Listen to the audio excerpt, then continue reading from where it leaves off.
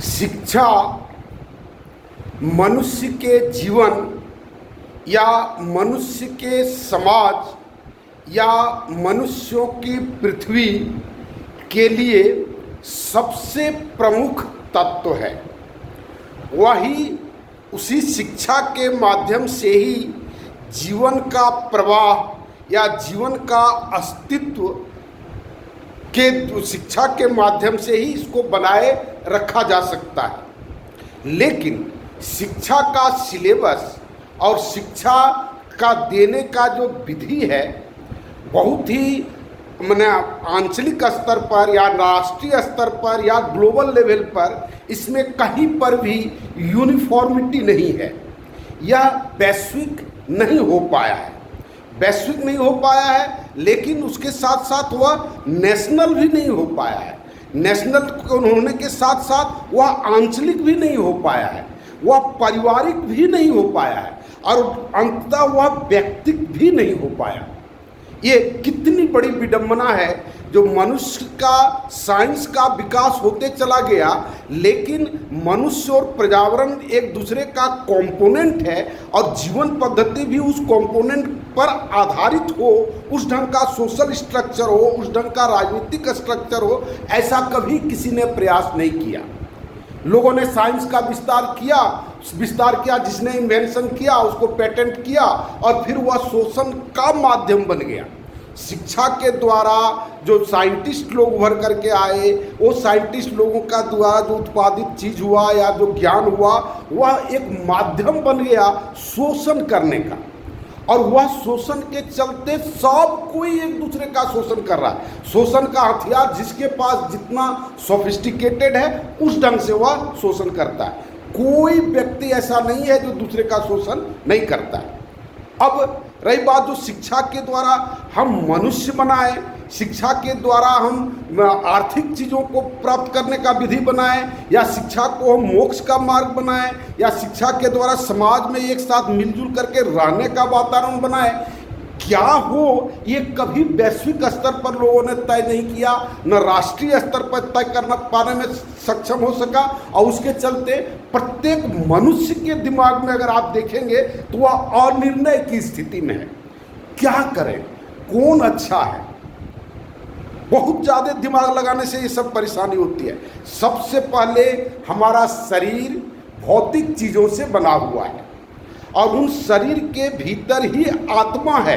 अगर शरीर नहीं होगा तो आत्मा आपको दिखाई नहीं पड़ेगा, चाहे वो पेड़ की आत्मा हो, चाहे हमारे शरीर की आत्मा हो, चाहे जानवर की आत्मा हो। और ये पेड़ और शरीर, मनुष्य, जानवर, ये सब एक दूसरे का कंपोनेंट है।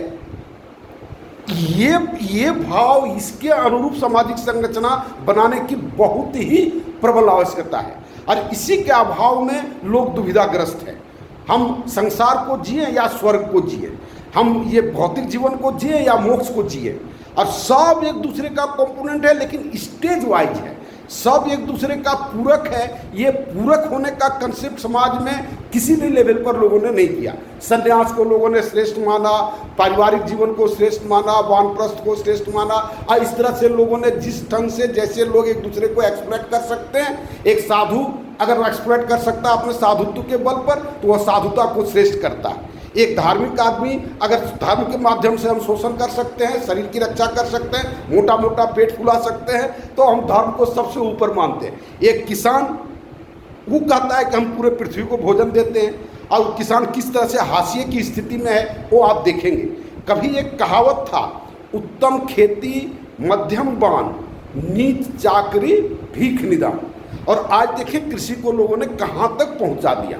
कहने का मतलब जो ये शिक्षा के माध्यम से समाज को या विश्व को किस डायरेक्शन में जाना चाहिए था, और लोग ठीक उसके विपरीत डायरेक्शन में गया, और जिसके चलते कि पूरा विश्व केवल मानसिक स्तर पर ही संकट नहीं झेल रहा है, पर्यावरण के स्तर पर भी संकट झेल रहा है, फिजिकल लेवल पर भी संकट झेल रहा है। और कहने का मतलब बहुत तरह के संकटों से व्यक्ति घिरा हुआ है, और हम लोग संकट खड़ा करते चले जा रहे हैं, नए नए प्रकार का संकट खड़ा करते चले जा रहे हैं। अब कोई कहता है हमको मनुष्य का जरूरत नहीं है, हमारा मशीन काम कर लेगा, तो वह भी एक तरह का संकट है। अगर मनुष्य काम करता है, मशीन काम करता है, तो मशीन का उत्पाद कौन उपभोग करेगा? मशीन तो उपभोग करता नहीं है, तो व्यक्ति उपभोग करेगा। तो फिर व्यक्ति को हम क्यों उपभोग करने देंगे? अगर व्यक्ति के प्रति हमारा सामंजस्य नहीं है, व्यक्ति को अगर हम कंपोनेंट नहीं मानते हैं, तो फिर क्यों देंगे? फिर वही लड़ाई, फिर वही झगड़ा, सारा जो चेओस है वो यथावत बना हुआ रहता है, चाहे वैज्ञानिक स्तर पर हम कितना भी डेवलप क्यों न कर जाए।